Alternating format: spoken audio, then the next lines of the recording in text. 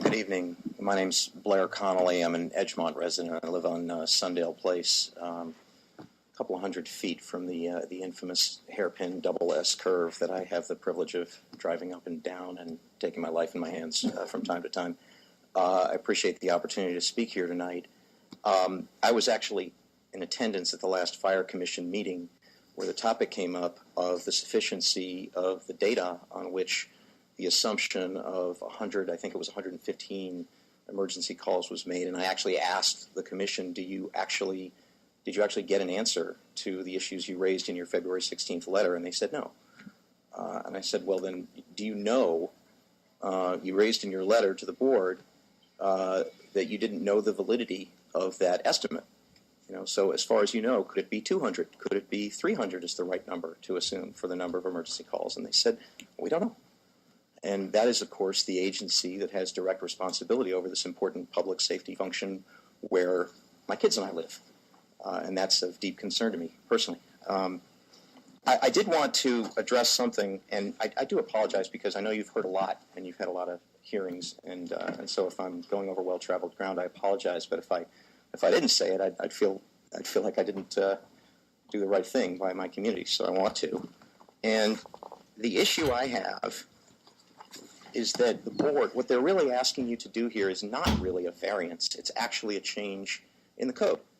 And the board, of course, has no authority to do that. This is not a legislative body. And only the legislature can change the code, and the courts have been very clear on this. Is the Elmo working? I don't know how to adjust this, but is anybody here can help me?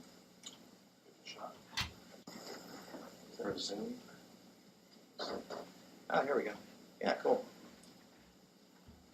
The point I want to make here is the court's been very clear that the board, and that's the New York Court of Appeals, the highest court in our state, that the board, being an administrative and not a legislative body, may not review or amend the legislatively inactive rules as to use, or amend the ordinances under the guise of a variance.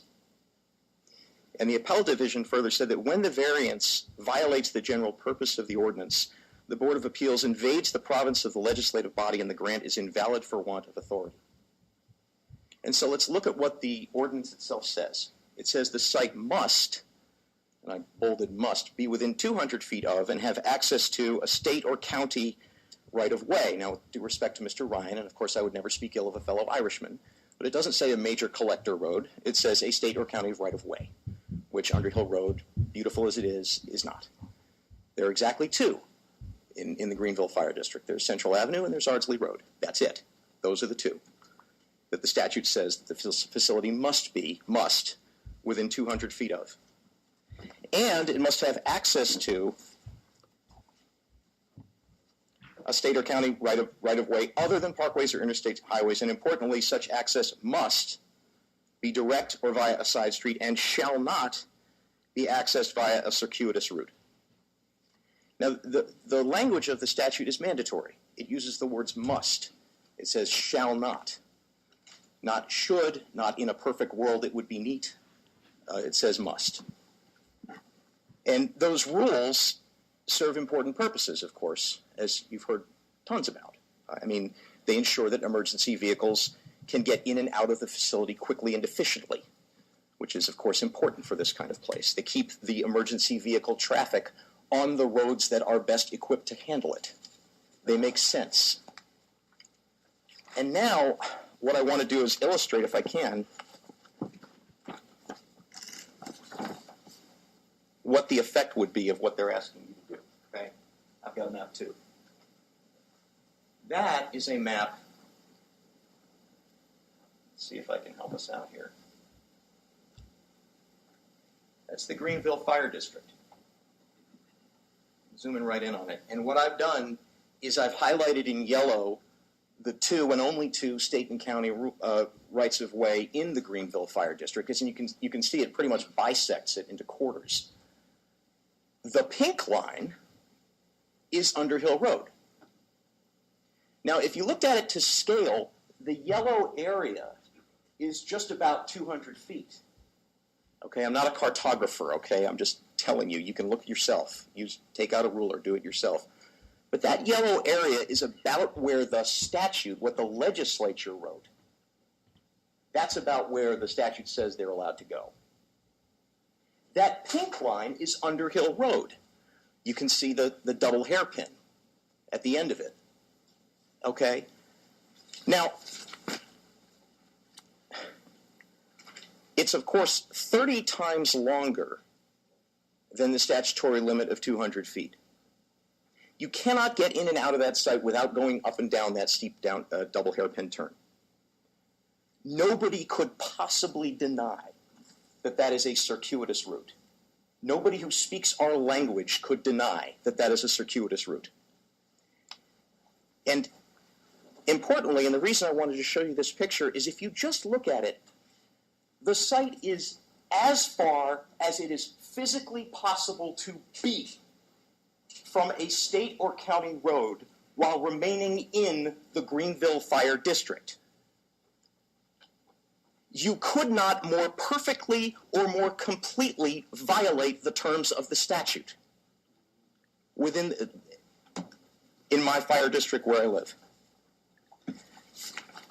To make the point a little more, and I apologize for this one, but this is how the GIS maps come out. This is the same picture, but with the topographical map. The dark area shows you the elevation.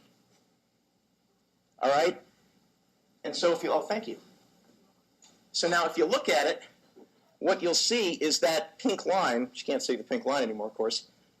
It's not just that it's as far as you can possibly be from a state or county road within the Greenville Fire District, but to do it, you got to go over the highest elevation in the entire town. You got to get up it and you got to get down it to get to the state or county road. Now, so in the face of a law, an enacted statute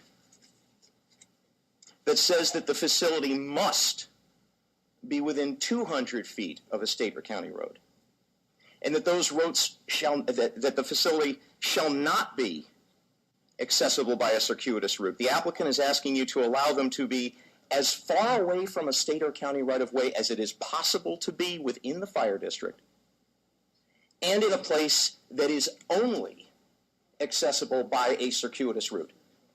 And a circuitous route that you have heard testimony is indeed dangerous, particularly in the winter, and I can testify to that too. I would submit to you that it is absurd to think of that as a variance. It's not a variance. That is rewriting the statute. The statute would have no meaning. Those mandatory and prohibitory terms would be written out of the statute by this action. This is not something that would affect simply the parcel of the applicant here. This would affect every single parcel along Underhill Road and in the vicinity. That is a change to the statute. I greatly appreciate you letting me rant here. Thank you for your time and thank you for your attention. Thank you. Yes, ma'am, come up. As she's coming up, how many other individuals wanted to speak this evening? Because we have limited time.